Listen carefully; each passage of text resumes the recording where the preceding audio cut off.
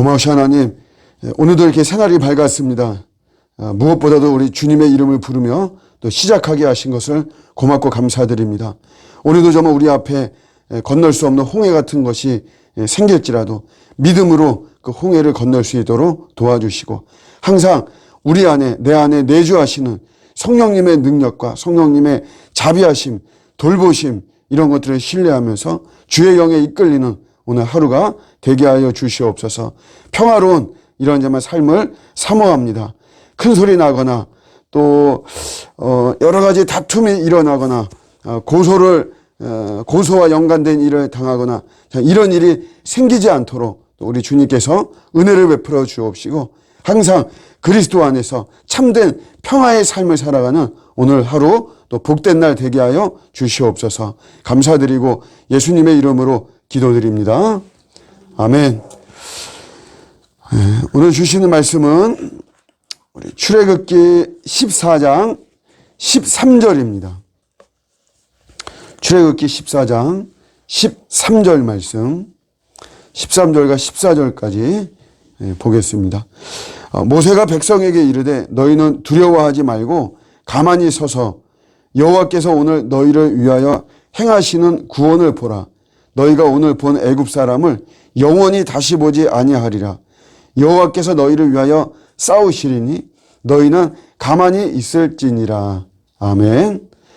하나님의 명령을 따라서 홍해와 믹돌 사이 어느 해변가에 도착을 해서 우리 이스라엘 백성들이 거기서 장막을 칩니다. 이런 소식을 들은 바로는 다시 마음이 바뀌어요. 그래서 애굽의 모든 군사들을 다 이제 동원시켜 가지고 이들을 이제 추적하죠.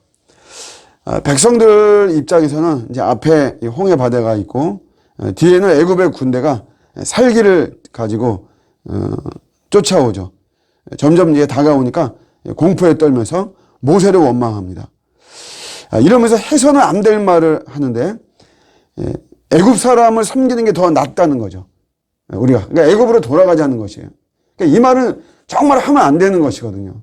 우리가 신앙생활에서도 이 애굽은 내가 예수님 안에 거하기 전의 상황을 이야기를 하는 것이거든요. 그러니까 내가 이제 예수 안 믿겠다, 뭐 내 교회 안 다니겠다, 뭐 이런 말들은 정말 해서는 안 되는 말들이에요.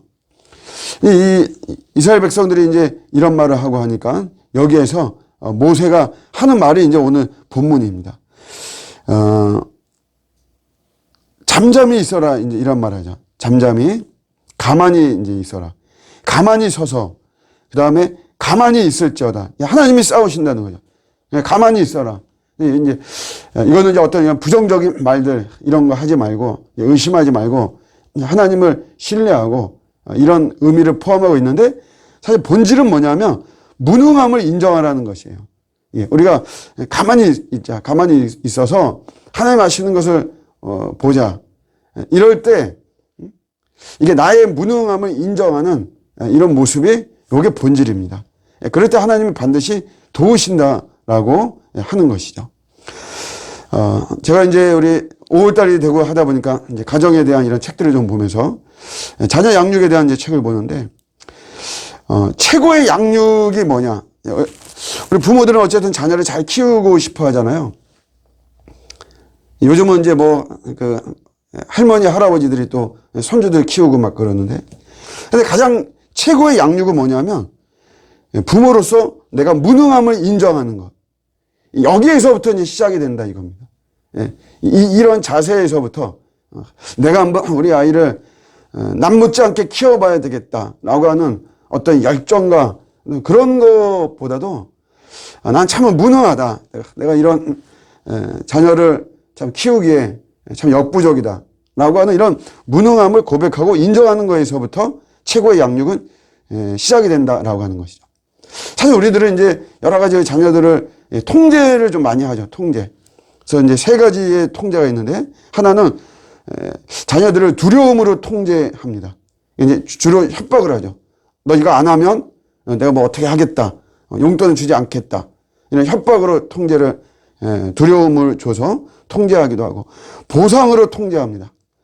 그 주로 이제 어떤 물질이죠. 뭐 이렇게 하면 뭘 주겠다라고 하면서 결국 이제 자녀를 이제 그 통제하는 것이고, 또 수치심으로도 통제합니다. 내가 너 키우는데 돈이 얼마나 드는지 아냐. 내가 이렇게 고생하는 게 다 누구 때문인지 아냐. 다 이게 너 때문이다라고 하면서 결국 이제 그런 것도 전부 어떤 수치심을 주고 이런 속에서 이제 통제를 하는 것이다라고 그렇게 이제 이야기를 하더라고요. 전문가들이. 그런데 그런 것들이 아니고 나의 무능함이죠. 나의 무능함. 나의 무능함은 내가 하나님 내 자녀를 키우는 데 있어서 내가 너무 무능합니다. 특별히 이제 우리 사춘기 같은 자녀들 되고 그러면 사실 더 그러죠. 이제 통제가 되지 않죠. 그런 데서 오는 여러 가지 어려움들이 많이 있단 말이에요. 그냥 무능함을 인정하죠. 그 속에서 이제 하나님을 의지하게 되는 것이에요. 하나님은 우리 부모들에게 자녀를 변화시키는 권위는 허락했습니다. 권위는. 그러나 자녀를 변화시키는 능력은 허락하지 않으셨어요. 사람의 모든 변화는 하나님이 하는 것입니다. 저는 목회하면서 이거를 너무 참 깨닫습니다. 저도 예전에는 저의 설교와 또 저의 어떤 가르침과 뭐 이런 것들에 의해서 사람들이 변화될 것이다. 뭐 그런 생각들을 많이 가졌었어요. 그런데 그렇지 않습니다. 변화라고 하는 거는 하나님이 시키는 거예요. 회심은 하나님이 시킵니다. 회개도 하나님이 시키는 것이죠. 성령 하나님에 의해서 이런 것들이 되어지는 것이에요. 그래서 권위자는 뭐 부모든지 아니면 어떤 리더라든지 뭐 우리 교회 공동체에서 뭐 저같이 목사라든지 이런 권위자는 그래서 중요한 자세가 언제나 무능함을 인정하는 것이에요. 나의 무능력함을 인정하고 그리고 기도하는 것이죠. 무릎을 꿇는 것이고 하나님이 변화시켜 주시기를 우리가 기도하는 것입니다. 부모는 그냥 통로일 뿐이죠. 조력자로서 하나님의 조력자로서 하나님 나를 사용하는 통로. 그래서 우리 그 자녀를 양육하고 있음에 있어서 하나님의 쓰시는 그냥 통로인 것이에요. 그래서 우리가 분명히 알아야 되는 것은 내가 사랑하는 것보다 하나님은 내 자녀를 더 사랑하십니다. 내가 도울 수 있는 것보다 하나님이 더 내 자녀를 도울 수 있는 것이죠.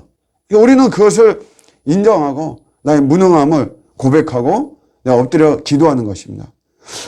오늘 앞에 홍해가 있고 뒤에 애굽의 군대가 쫓아오고 여기에서 사실은 무능한 것밖에 없잖아요. 사실은 무능한 것밖에 없는데도 사실 이스라엘 백성들이 이 무능함을 고백하지 않거든요.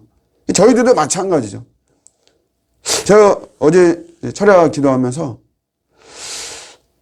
본문은 이제 좀 다시 좀 묵상을 좀 했거든요. 근데 그러면서 보니까 저도 무능함을 내가 언제 고백을 했나 하나님 앞에 굉장히 좀 까마득히 어떤 먼 시간인 것 같은 그런 느낌이에요. 사실은 매일의 고백이 이런 고백이 돼야 되죠. 매일의 고백이 예수님이 나의 구주가 되십니다. 나의 구원자 그리스도와 나의 주인이 되십니다. 라고 하는 이런 고백과 더불어서 정말 나는 무능합니다. 뭐 이게 사실 매일 매 순간마다 사실 나와야만 되는 고백인데 내가 정말 이런 고백이 내가 없었구나. 그냥 내가 이론적으로 이렇게 뭐 생각하거나 그냥 알았거나 이런 거지.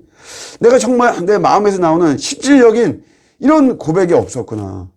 근데 우리가 가만히 있어라. 야, 가만히 있을자다. 모세가 이렇게 말하는 그 본질은 우리의 무능함을 우리 이스라엘 이 애굽에서 종으로 노예 신분에서 이제 나와서 할 수 있는 게 뭐가 있겠어요? 아무것도 없는데. 그러면 그냥 가만히 있어서 우리의 무능함을 고백하고 하나님 도와주십시오. 하나님 전능하시니까 어떤 상황에서도 하나님은 하시니까 하나님 나를 도와주십시오. 하나님 우리 자녀를 도와주십시오. 또 내가 하는 이런 일들을 도와주십시오.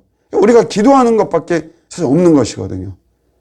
오늘도 우리 앞에 뭐 홍해가 놓여 있든지 뭐 여리고성이 우리 앞에 놓여 있든지 어떤 골리앗 같은 거인이 있든지 간에 우리가 두려워하지 말고 그냥 나의 무능함을 고백하고 어차피 우리는 무능하거든요. 부끄러운 게 전혀 아니니까 하나님 정말 무능한 제가 하나님을 의지합니다. 우리 이런 모습으로 나올 때 하나님의 큰 도우심이 임할 줄로 믿습니다.